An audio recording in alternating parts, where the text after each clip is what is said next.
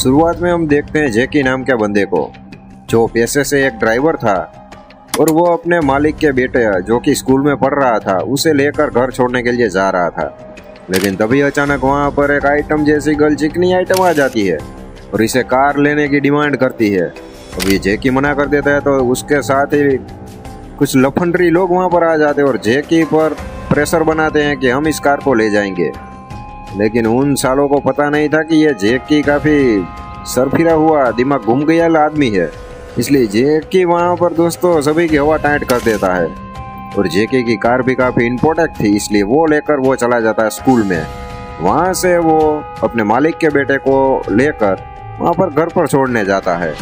अभी दोस्तों जैकी की मालिक की बीवी भी जैकी पर काफ़ी लट्टू थी, क्योंकि हमारा जैकी भी कोई हीरो से कम नहीं था।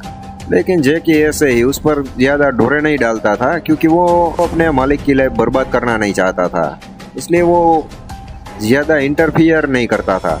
दूसरी ओर देखते हम उस शहर के बड़े माफिया को, जिस साले का धंधा ही यही था, फिरौती मांगना और ढेर सारे गलत काम, लड़कियों की हेरा फेरी।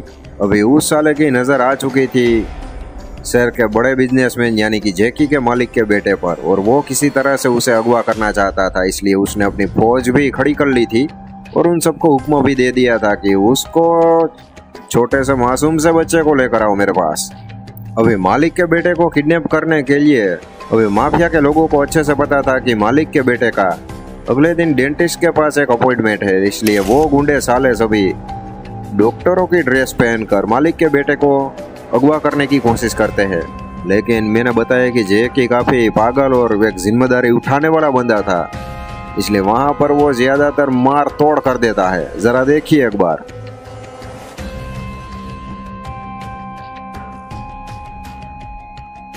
और जैकी उस बच्चे को लेकर किसी तरह से वहाँ से निकल जाता है, क्योंकि जैकी की जिम्मेदारी ये थी कि उस बच्चे को सही सलामत घर पर पहुँचाना था, और ये काम जैकी बहुत ही कि बखूबी कर रहा था।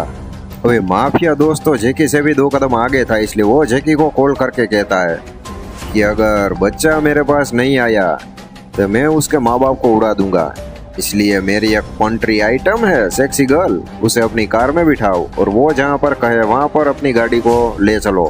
अभी उस आइटम गर्ल ने जैकी की ऐसी जगह पर गन रख दी थी, इसलिए जैकी की भी मजबूरी थी दोस्तों, उसे भी लड़की की बात किसी ना किसी तरीके से माननी पड़ रही थी। अब यहाँ पर जैकी के पीछे पुलिस भी पड़ गई थी, लेकिन जैकी हमारा काफ़ी धांसू ड्राइवर था, इसलिए वो पुलिस वालों को चकमा दे देता है। घर पर मालिक और उसकी बीवी को भी पता चल चुका था, इसलिए उन्होंने भी पुलिस बुला ली थी। अभी दोस्तों यहाँ पर नज़र करने वाली बात यह है, जैकी ने उस लड़के को तो माफिया तक पहुँचा दिया था, लेकिन घर पर पुलिस वालों को ये लग रहा था कि इस किडनैपिंग के पीछे जैकी का हाथ है। और मालिक की बीवी ये सब मानने के लिए राजी नहीं थी कि जैकी ऐसा नहीं कर सकता।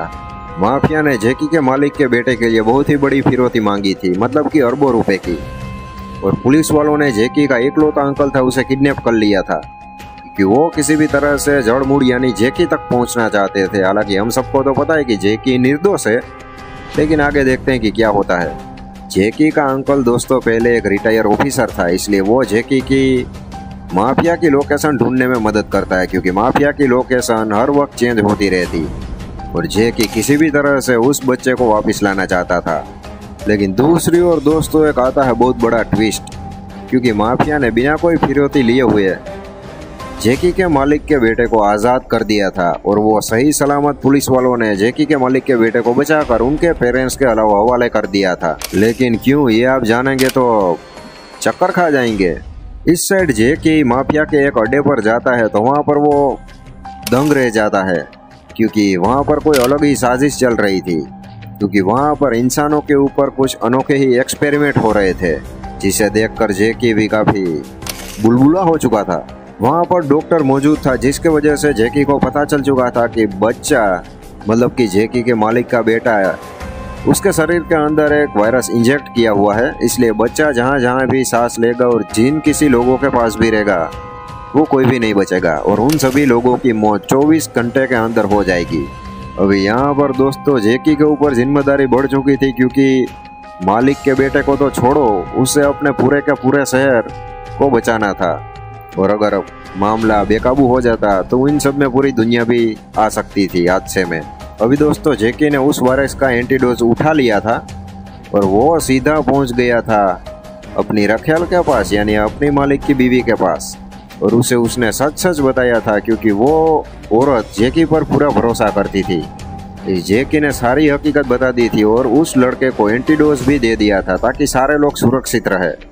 लेकिन दोस्तों दिक्कत अभी भी खत्म नहीं होने वाली थी, क्योंकि दिक्कत बहुत ही ज्यादा बढ़ चुकी थी, क्योंकि मालिक के बेटे की वजह से मालिक खुद इस हादसे का शिकार हो गया था, वह यानी कि वायरस का शिकार मालिक हो गया था।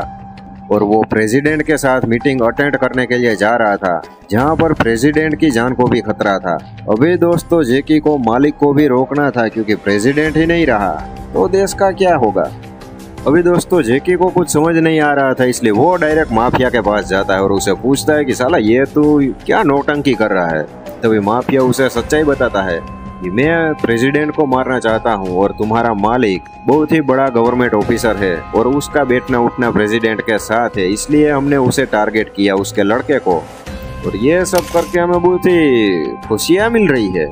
यहाँ पर दोस्तों प्रेसिडेंट को जरा सा भी कुछ भी होता तो वो सारा इल्जाम जैकी पर आ जाता, इसलिए जैकी माफिया को पकड़े उसे पहले वो चिकनी चमेली आइटम जैकी को रोकने की कोशिश करती है, लेकिन जैकी हमारा एक ही बार में उसे वहीं का वहीं निपटा देता है और माफिया वहां से भागने की कोशिश करता है, लेकिन जैकी भी उसका ताबड़तोड़ पीछा करता है और उसका प्लेन पानी में क्रैश करवा देता है। और पानी के अंदर ही जैकी दोस्तों उसे माफिया को मतलब कि वहीं के वहीं डुबा के मार देता है। अभी दोस्तों यहाँ पर मामला शांत हो चुका था, क्योंकि ये खबरें वायरल होते ही जैकी का मालिक और उसका बेटा और सारे लोग अस्पताल में एडमिट हो चुके थे और वहाँ पर उसका इलाज भी हो गया था, वायरस से इन्फेक्टेड नहीं थे और वो नॉर्मल हो चुके थे। तो दोस्तों यहाँ पर इस धमाकेदार मूवी की एंडिंग हो जाती है। अगर मूवी पसंद आई है वो तो लाल वाला सब्सक्राइब बटन को साला तोड़ फोड़ कर फेंक दीजिएगा